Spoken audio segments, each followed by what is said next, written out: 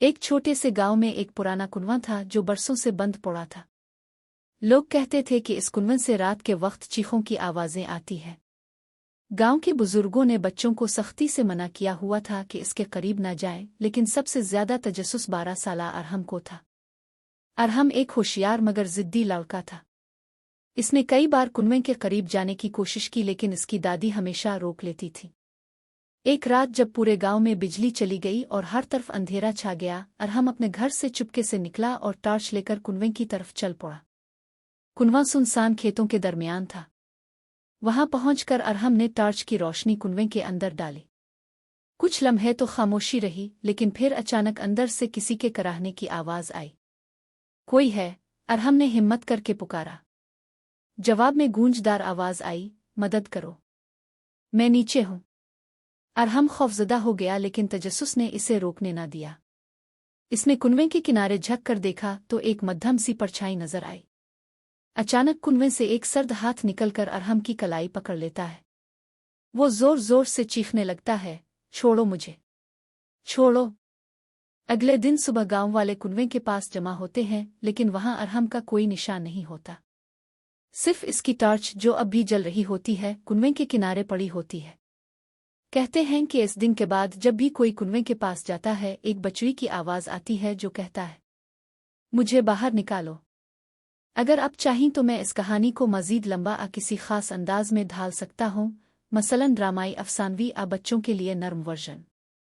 You said BS थोड़ा SA और BTA के RISYN सेड।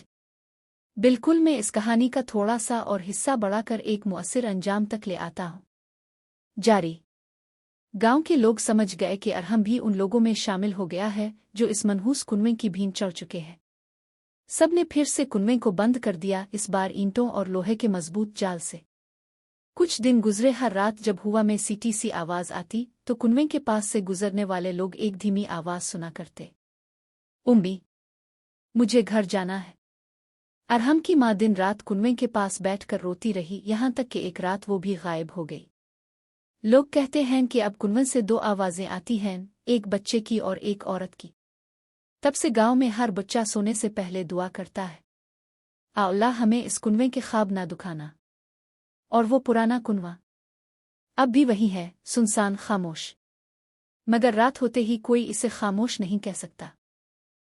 गांव के बुजुर्गों ने बच्चों को सख्ती से मना किया हुआ था कि इसके करीब न जाएं, लेकिन सबसे ज्यादा तजस्सुस 12 साला अरहम को था। अरहम एक होशियार मगर जिद्दी लड़का था। इसने कई बार कुएं के करीब जाने की कोशिश की, लेकिन इसकी दादी हमेशा रोक लेती थी। एक रात जब पूरे गांव में बिजली चली गई और हर तरफ अंधेरा छा गया, अरहम अपने घर से चुपके से निकला और टॉर्च लेकर कुएं की तरफ चल पड़ा। कुआं सुनसान खेतों के दरमियान था। वहां पहुंचकर अरहम ने टॉर्च की रोशनी कुएं के अंदर डाली। कुछ लम्हे तो खामोशी रही, लेकिन फिर अचानक अंदर से किसी के कराहने की आवाज आई। कोई है? अरहम ने हिम्मत करके पुकारा। जवाब में गूंजदार आवाज आई, मदद करो, मैं नीचे हूं। अरहम खौफजदा हो गया, लेकिन तजस्सुस ने इसे रोकने न दिया। इसने कुएं के किनारे झक कर देखा तो एक मध्यम सी परछाई नजर आई। अचानक कुएं से एक सर्द हाथ निकलकर अरहम की कलाई पकड़ लेता है। वो जोर जोर से चीखने लगता है, छोड़ो मुझे, छोड़ो। अगले दिन सुबह गांव वाले कुएं के पास जमा होते हैं, लेकिन वहां अरहम का कोई निशान नहीं होता। सिर्फ इसकी टॉर्च, जो अब भी जल रही होती है, कुएं के किनारे पड़ी होती है।